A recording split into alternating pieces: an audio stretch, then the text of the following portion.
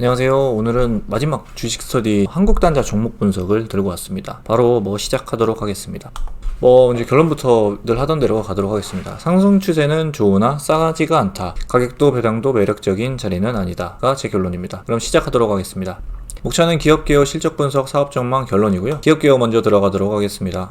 오늘 기업개요부터 보겠습니다. 주요 사업은 전기자동차 전자부품 생산하는 기업이고 지분현황은 이창원 대표 해가지고 37.23%, 왜 11인 해가지고 관련자들이겠죠. 국민연금공단이 11.12%, 그리고 야자키라는 일본 회사가 7.02%를 소유하고 있습니다. 2023년 11월 1일 기준 펀은 13.85, PBR은 0.77, 배당 수익률은 1.08, 부채 비율은 45.73%로 가지고 있습니다. 다음으로 먼저 기업 개요 한번 연역을 한번 볼 텐데요. 1973년도 4월에 설립돼 가지고 96년도 10월 유가증권에 상장했습니다. 업력이 꽤 되는 회사죠. 다음으로 주요 사업 같은 경우는 아까 위에서 이제 전자부품이라고 했는데 정확히 더 얘기하자면은 자동차 커넥터 생산 업체라고 하면 되겠고, 우측에 보면은 요런 것들이라고 이해를 해주시면 되겠습니다. 자, 다음으로 연결 대상 종속회사를 한번 살펴봐야겠죠. 13개사가 총 있는데 모두 자동차 부품 관련 사업 영위 중에 있고 긍정적이라고 볼 수 있으나 이 부분 같은 경우는 저 같은 경우는 이전에도 말씀드렸듯이 자기가 가진 사업에서 관련 사업을 하는 거를 좀 긍정적으로 보지, 새로운 사업을 무작위로 문어발로 하는 것들은 약간 부정적으로 보고 있습니다. 시너지 효과가 나기도 좀 어렵고요. 그래서 상장 기업이 이제 미존재라는 점도 그래서 긍정적입니다. 왜냐면은 국내 같은 경우에는 중복 상장이 굉장히 많이 이루어져 가지고 이 한 A 기업이 있으면은 이 A 기업이 온전히 가진 B 기업, C 기업을 이제 자회사로 이렇게 두고 있다면은 이 A 기업으로 이제 B, C 기업의 영업이익이나 이제 그 외의 순이익 같은 것들을 토대로 해가지고 A의 정확한 가치를 매길 수가 있겠죠. 근데 이 미국은 이런 식으로 되어 있는데 국내 같은 경우는 이 상태에서 이 C 기업이 상장을 합니다. 얘네가 또 어느 정도의 시총을 가지고 있겠죠. 그래서 이 시총이 이미 올라가 있기 때문에 이쪽에 시총을 어느 정도 올리느냐, 이 부분을 사실 비중으로 따지기가 굉장히 어렵습니다. 해서 지주회사들이 보면은 거의 다 싸지 않습니까? 이 자회사들이 거의 다 상장이 되어 있거든요. 이 결과적으로 얘네의 비중을 어느 정도로 잡을지에 대해서 제대로 측정이 어렵기 때문에 지주회사 같은 경우는 영업이익이나 이런 거 보면 굉장히 높거든요. 순이익도 높고 퍼도 좋아 보이고 하는데 실제로 그 가치를 정확하게 판별하기가 좀 어렵고 제 사업을 거의 자기 사업을 가지고 있지 않기 때문에 골치 아프다, 이런 부분 같은 경우는. 그래서 저는 상장 기업이 존재하지 않는 기업들을 조금 더 긍정적으로 바라보는 면이 있습니다. 다음으로는 주주 현황에 대해서 알아보도록 하겠습니다. 주주 현황은 최대 주주는 KT 인터내셔널로 9.6%를 지금 현재 한국당자 주식을 보유하고 있고요. 이게 이창원 회장 일가가 지배하고 있는 회사라고 볼 수 있는데 왜 그러냐? 이 KT 인터내셔널 지분이 100%를 소유하고 있는 사람이 장남 이원준 씨입니다. 여기 두 번째 보이게 되는데 이창원 그 회장의 이제 장남인 거죠. 그래서 본인 6.99%까지 본인 이제 지분이 6.99%인데 요거까지 합치게 되면은 15% 이상의 지분을 소유하고 있기 때문에 거의 오너 일가가 지배하고 있는 회사다라고 이해를 해주시고 넘어가면 되겠습니다. 그리고 이외에 일본 야자키사라는 곳이 7.02% 지분을 소유했다고 말씀을 드렸습니다. 그리고 더불어가지고 포괄 기술 계약을 맺어가지고 해당 품목에 야자키사겠죠? 그 로열티를 지급 중에 있습니다. 요거 같은 경우에는 지금 국내가 가지고 있는 기술력 자체가 좀 적기 때문에 이 부분을 야자키사로부터 받아가지고 대신 그거에 대한 로열티는 지급을 해가지고 기술력을 좀 상승시키기 위해서 이런 계약을 맺지 않았나 라고 했고, 이게 2008년도부터 이게 맺어져 있는 거여가지고 현재도 로열티를 지급하고 있는 걸로 확인이 되더라고요. 이 점점 더 줄어들고 있긴 하지만요. 그래서 이 부분 같은 경우는 얘네가 기술을 늘리기 위해서 꽤나 돈을 지불해가지고 일본이랑도 이런 것을 맺어가지고 추진을 해왔구나 라고 한 긍정적인 면으로 볼 수 있습니다. 우리나라 같은 경우도 기술력 좋으면은 해외에다가 이 기술을 알려줌으로써 대신 얼마의 돈을 받겠다, 예들처럼 로열티처럼 이런 식으로 하고 있는 거기 때문에 일본이 우리나라보다 확실하게 좀 앞선 부분이 있었나 보다, 그렇기 때문에 2008년도에 포괄 기술 계약을 했나 보다 라고 이해를 해주시면 되겠습니다. 자, 그러면 이제 어떤 제품을 파는지에 대해서 한번 알아볼 텐데요. 먼저 커넥터라는 말이 생소하실 수 있어요. 저도 이번에 처음 알게 됐는데, 이 전자기기나 접선을 접합하기 위해서 사용하는 부품으로 대표적으로 자동차용 커넥터를 만들고 있다라고 이해를 해주시면 되겠습니다. 뭐 저희가 전기 기기가 있잖아요. 전자기기 같은 거 차에서 뭐 예를 든다면 뭐 블랙박스 간단하게 얘기하면은, 그리고 그 외에 뭐 카세트라거나 CD라거나 그 외에 뭐 통풍 시트라거나 에어컨 같은 전자가 전부 흐르게 되어 있는 것들 있잖아요. 이런 것들의 접선을 접합하기 위해서 사용하는 부품이라고 생각하시면 되겠죠. 배터리나 이런 거랑 연결이 되겠죠. 엔진 돌아가가지고 전력 만들어내는 거랑 연결이 되겠죠. 그렇다는 거는 그래서 이 종류가 되게 여러 가지가 있습니다. 그래서 이런 모양으로 해가지고 제품이 있고, 그리고 제품 사이에 이제 그 전선이 있을 텐데, 그 전선 사이하고 이 제품하고 이어주는 이 커넥터 부분을 만드는 회사다라고 이해를 해주시면 되겠습니다. 자, 그리고 주요 제품 이제 매출 현황 같은 경우에는 커넥터가 아까 대표 제품이라고 말씀드렸고, 이제 전자 모듈하고 이제 같이 좀 뭉텅이로 보고 있는데 95.5% 비율을 차지하고 있습니다. 물론 이게 내부 매출 조정을 빼고 나면은 전부 95%라고 볼 수는 없겠지만 그만큼 높은 비중을 차지하고 있다. 그리고 제품 가격이 그러면 추이가 어떻게 되느냐를 살펴봤는데, 자동차 부분이 4%, 전자 부분이 2% 증가했다고 합니다. 뭐 요즘같이 계속 인플레이션인 상황에서 같이 올라갔다라는 거는 긍정적인 부분이겠죠. 그리고 그 외에 전자형 커넥터하고 뭐 기타 부분 을 차지하고 있는 것을 확인할 수 있습니다. 대표 제품은 자동차용 커넥터다 라고 이해를 해주시고 넘어가시면 되겠습니다. 다음으로 이제 원재료가 중요하겠죠. 제품 생산시 원재료는 그 비철 원재료하고 수지 원재료, 이 두 가지가 가장 크게 영향을 미치고 있고 비중을 차지하고 있고, 보면은 원가 비중이 높아 수익성에 큰 영향을 미침이라고 제가 적어놨습니다. 뒷부분에 실적 부분에서 확인할 텐데, 매출 원가가 89.3%, 2023년 2분기에는 84.8%로 해가지고 굉장히 높은 비중을 차지하고 있다라는 것을 이해할 수 있습니다. 즉 원재료 가격이 변함에 따라 가지고 얘네의 마진이 달라진다라고 이해를 해주시면 되겠고요. 그 중에서도 이제 구리 외에 품목이 들어가 있는 비철 원재료가 높은 비중을 차지하고 있기 때문에 얘네가 중요하겠다라고 이해를 해주시면 되겠습니다.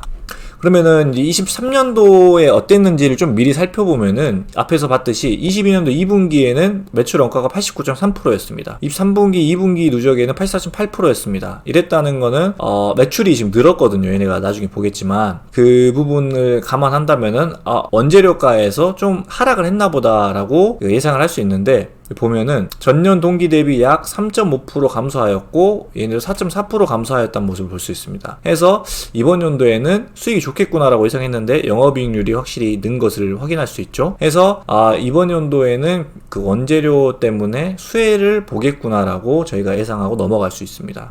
다음으로 이제 가동률 중요하겠죠. 양호한 수준이라고 저는 생각을 했습니다. 중국 부분 같은 경우 이제 투자를 해가지고 들어간 걸로 확인이 되더라고요. 근데 중국이 상당히 낮죠. 뭐 외교적인 부분인지 어떤 부분인지 모르겠지만 이게 어느 순간 좀 낮아진 모습을 확인할 수 있더라고요. 그래서 다른 부분에서는 95%, 92.7%, 92%, 80.3%, 96.5% 해가지고 평균을 내더라도 80% 후반대의 양호한 가동률을 보이고 있기 때문에 얘네가 괜찮게 가동률을 돌리고 있구나, 중국을 제외한다면은 라고 이해를 해줄 수 있고, 생산 설비 같은 경우도 지금 진행 중인 투자에서 계속 투자를 하고 있습니다. 그렇기 때문에 향후에 매출이 증대되더라도 커버가 가능하겠구나 라고 이해를 해주시고 넘어가면 되겠습니다. 또 살펴보면은 대표 제품인 자동차용 커넥터, 전자 모듈에서 꾸준한 매출 상승하고 있다고 했는데, 작년 대비 앞에서 봤듯이 개선된 매출액을 보이고 있습니다. 반기밖에 안 됐는데 지금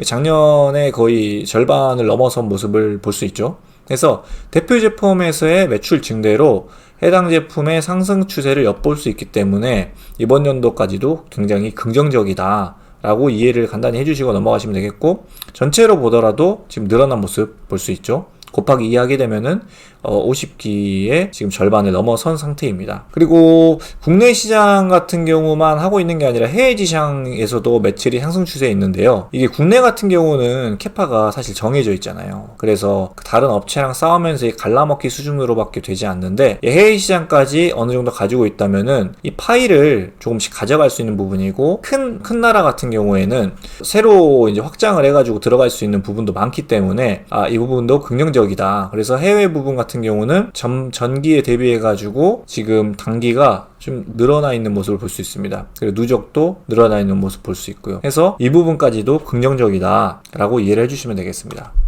그러면 제대로 이제 실적 분석을 한번 살펴보도록 하겠습니다.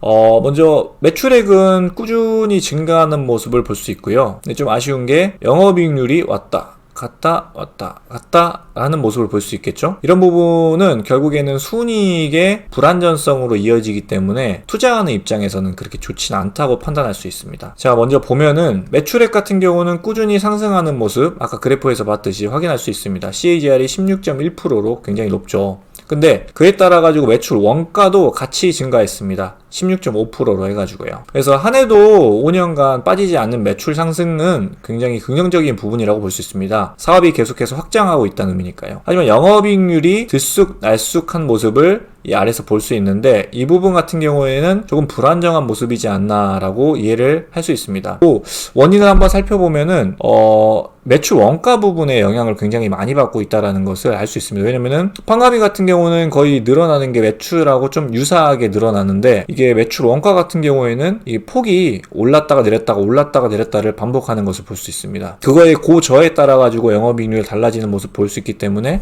확실히 원재료가가 많은 영향을 미치는 회사구나 라고 이해를 해주시고 넘어가면 되겠습니다. 그럼 비중 한번 살펴보도록 하겠습니다. 매출 원가는 가장 큰 비중 차지하고 판관비는 상대적으로 비중 작고 등락률은 크고 순이익은 영업이익률과 동일하게 등락률이 왔다 갔다 하는 모습을 볼 수 있습니다. 그러면 23년 2분기 누계 실적은 어떨까요? 결론부터 얘기하자면 불경기임에도 불구하고 매출이 상승한다. 이 부분은 굉장히 긍정적인 모습이라고 볼 수 있습니다. 전년 대비 증감률이 16.1%로 굉장히 높죠. 대신에 이제 매출 원가 같은 경우에는 10.2%로 그보다 올라가지 않은 모습을 볼 수 있습니다. 아까 앞에서 봤듯이 매출 원재료 가격이 하락을 해가지고 이번 연도 좀 수혜를 보게 된 것 같습니다. 그 결과 영업이익률이 3.7%에 작년에 머물렀었는데 지금 23년 2분기에는 8.3%로 오른 모습을 볼 수 있습니다. 마찬가지로 지배주주 순이익도 큰 폭으로 오른 모습을 볼 수 있죠.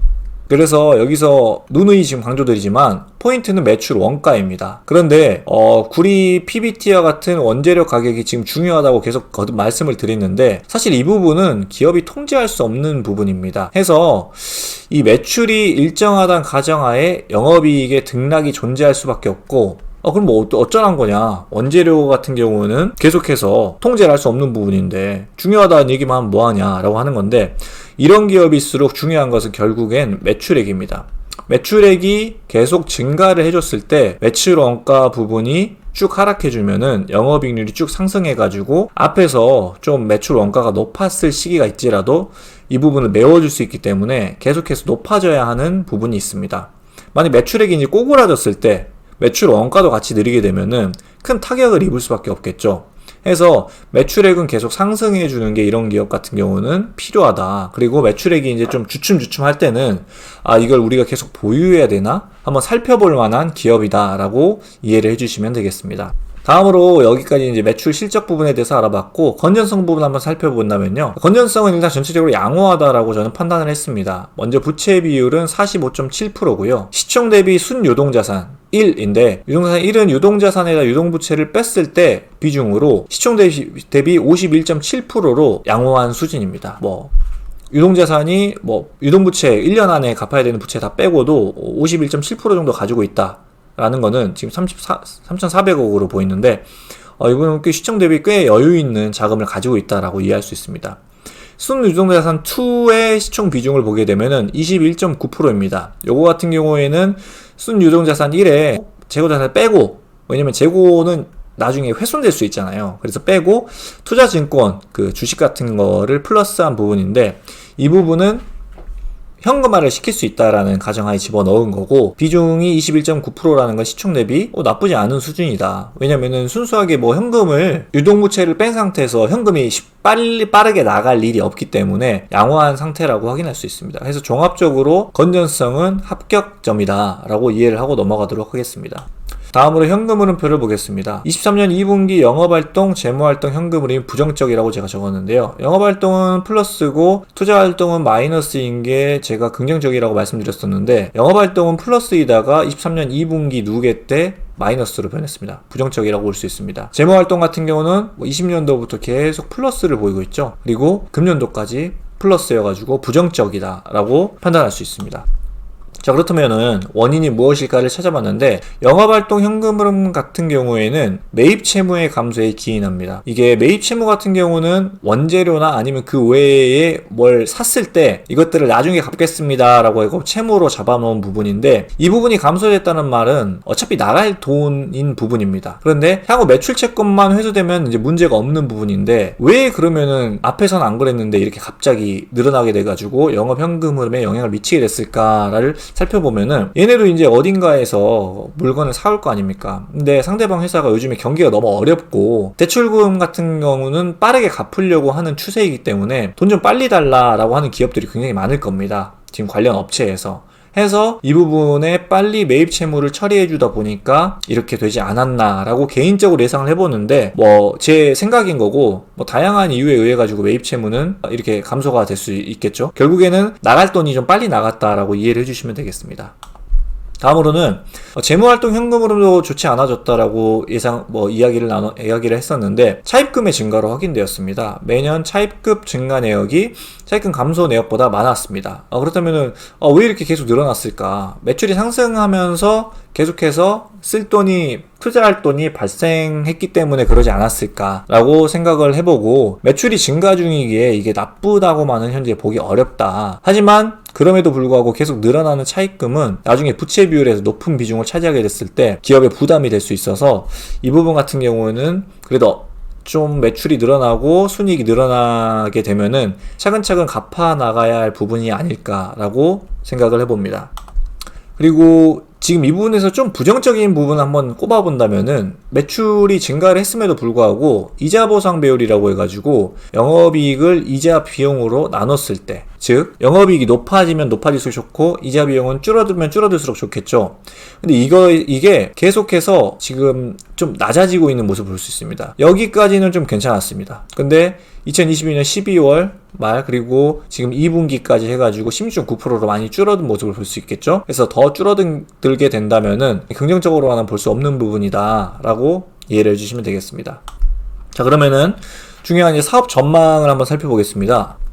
먼저 긍정적 전망을 살펴볼 텐데요. 진입 장벽이 존재한다는 겁니다. 자동차는 전기기구와 내부 유닛들, 아까 말씀드렸듯이 뭐 기계와 기계, 뭐 배터리 사이에 기계들이랑 연결해주는 그 커넥터라고 볼 수 있는데, 이걸 연결하는 부품입니다. 그래서 자동차의 특성상 불량률이 0에 가까워야 합니다. 여기서 작동하는 많은 전자 제품들이 제대로 작동을 하지 않았을 때 안전에 영향을 미칠 수 있기 때문에 거의 0%에 가까워야 합니다. 그렇다면은 이 업체들이 쉽사리 업체를 바꾸지 못합니다. 왜냐면은 과거의 높은 수준의 레퍼런스, 계속해서 불량률을 0%에 가깝게 유지해왔던 업체에서 새로 얘가 싸다고 업체를 바꾸기에는 굉장히 고민이 필요한 부분이라는 거죠. 그러다가 사고라도 나버리면 안 되니까요. 해서 레퍼런스가 쌓여있는 업체를 선택하기가 쉬워서 남들이 진입하기가 굉장히 어렵다. 이러한 점에서 분명히 장점이며 이미 들어가 있는 자들에 해당되겠죠.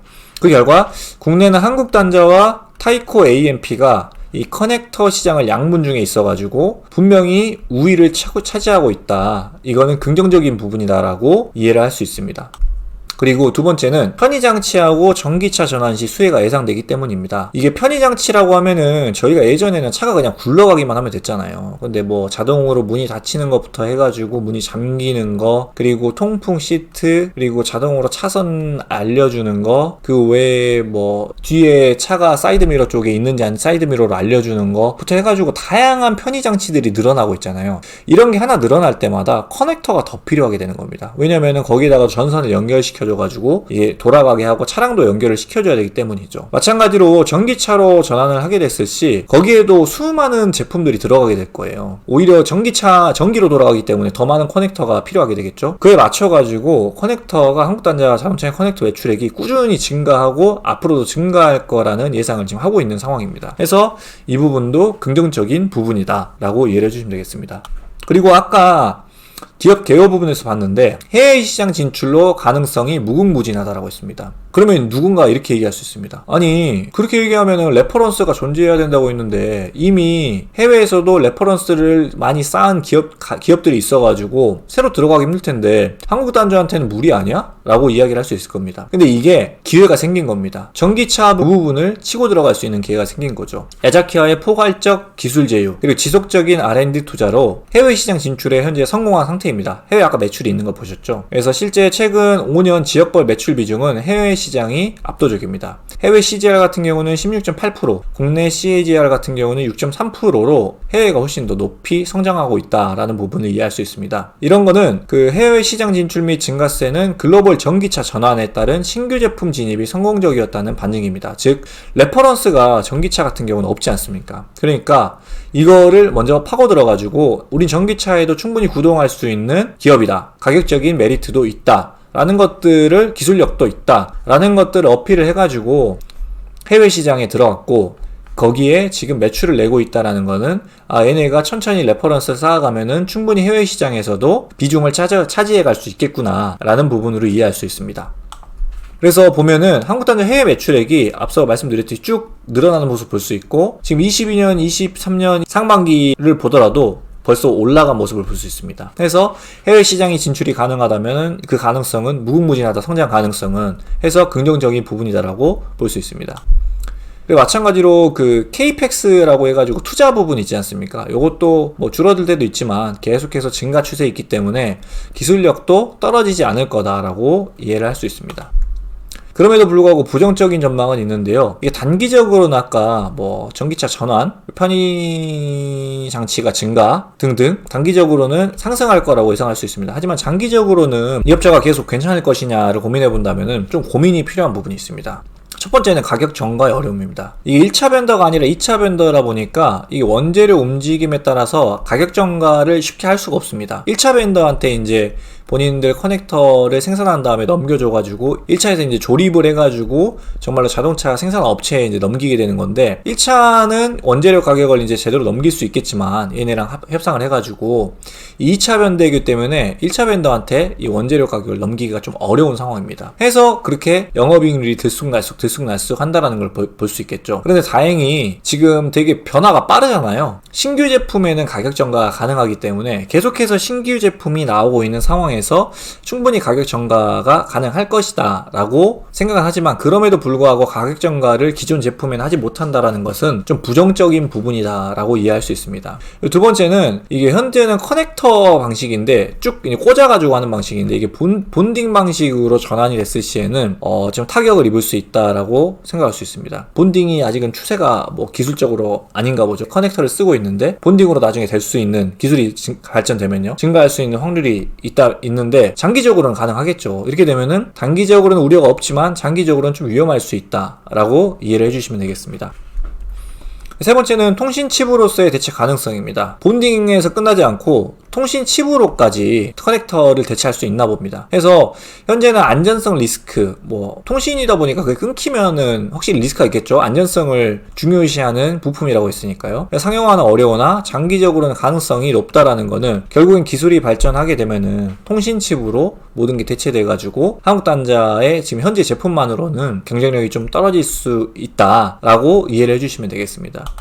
자, 이렇게 긍정적인 전망, 부정적인 전망까지 알아봤습니다. 그렇다면 앞에서 제가 결론에도 말씀드렸지만 이게 진입 장벽하고 매출 증가 그리고 수요 증가까지 모두가 3박자가 다 좋습니다. 하지만 이게 가격이 좋지가 않다라는 게 제 결론입니다. 코로나19 시기처럼 미래만 바라보고 투자하기에는 현재 금리도 그렇고 향후 경기도 그렇고 상당히 어려운 상황입니다. 특히나 이 회사 같은 한국단자 같은 경우에는 1%대 배당 그리고 들쑥날쑥한 영업이익률 물론 매출이 계속 증가한다면 이 부분 같은 경우는 상쇄가 되겠죠. 그리고 지속적으로 늘어나는 차입금 계속해서 이제 대출 금리를 갚아야 되는데 이 부분 같은 경우도 위험 요소가 될 수 있겠죠. 그리고 가장 큰 거는 무엇보다 현재 절대 싸지 않다라는 겁니다. 보게 되면은 펍밴드로만 물론 전부 결정을 짓는 건 좀 무리가 있지만 이게 계속 낮았을 때 과거부터가 요 라인이었습니다. 0.73 라인이었는데 이 PBR 밴드 같은 경우는 여기서 지금 0.73 라인에 그냥 있습니다. 아랫부분에. 여기 뭐 코로나 때 잠깐 떨어졌을 때가 있는데 지금 이 자리는 뭐 굉장히 낮은 수준은 아니다. 이쪽을 한 번 더 경험할 수도 있다. 올라갈 때는 이렇게 높아질 수는 있겠지만 뭐 저희는 계속 보수적인 투자를 해야 되기 때문에 잃지 않은 투자를 해야 되지 않습니까? 해서 이 부분은 좀 매력적인 구간은 아닌 것 같다라고 이해를 해주시면 되겠고, 이게 PBR 밴드였습니다. 아까 제가 잘못 말씀드렸는데, 펍 밴드 같은 경우를 보더라도 이 부분이 제일 아랫부분을 쭉 하방을 막고 있었는데 지금 상방은 요거 갈색 부분 정도 되겠죠. 15.25부터 15.25로 계속 못 올라갑니다. 그랬다가 한번 이제 코로나 시기 때 뻥 터져 올라갔을 때 여기까지 올라갔는데 지금 쭉 떨어져 가지고 요 라인을 가지고 있네요. 파란색 부분이 되게 모호한 구간이라고 볼 수 있습니다. 만약에 진짜 보수적인 투자자라면은 펍밴드만 보고 물론 하시진 않겠지만 여기 정도까지 떨어졌을 때 천천히 매입해보는 게 가장 적정하지 않나. 왜냐면 올라봤자 갈색 부분까지밖에 거의 오를 수 없는 거거든요. 이쪽에 올랐던 거는 계속 특이 케이스였으니까요. 그래서 저희가 미래의 실적까지 예상할 수 없어가지고 이 밴드가 무조건 맞다라고 볼 수는 없겠지만 제가 이 펍밴드 자체를 보수적으로 그랬습니다. 22년도 실적을 그냥 그대로 유지시킨 거고 현재 매출이 상승하고 있음에도 불구하고 과거 실적으로 그대로 갈 거다라고 예상을 한 거기 때문에 이 부분에서는 약간 매력이 좀 떨어지지 않나라고 이해를 해주시면 되겠습니다.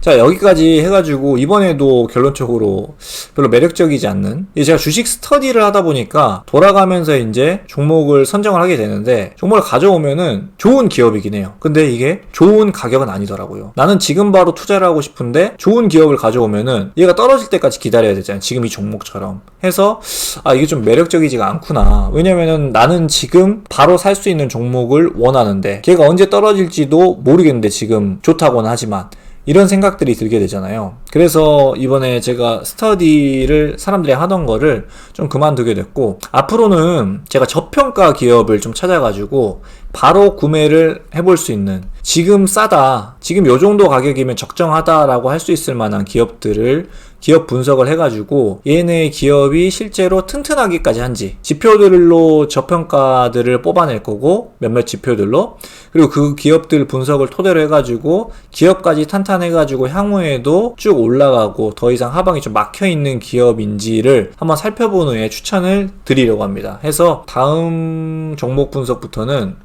저평가 종목이라고 제목을 지어가지고 찾아오도록 하겠습니다. 그래서 제 유튜브를 보셨을 때 그래도 뭐 기업이 좋은데 뭐 어쩌라고 라고 해서 끝나지 않고 또 이번에도 안 좋다는 거야? 라는 걸로 끝나지 않고 이거 진짜 싸네? 지금 하방이 완전 막혔는데? 한번 사볼만 한데? 라는 종목들을 바로 한번 좀 알려드려가지고 매수를 한번 본인들이 한번 살펴봤을 때 매수를 한번 할 만한 기업일 수 있는 그런 기업들로 다음부터는 찾아오도록 하겠습니다. 지금까지 들으시느라 수고하셨고, 그러면은 좀 더 다음 주는 저평가 종목으로 찾아오도록 하겠습니다. 수고하셨습니다.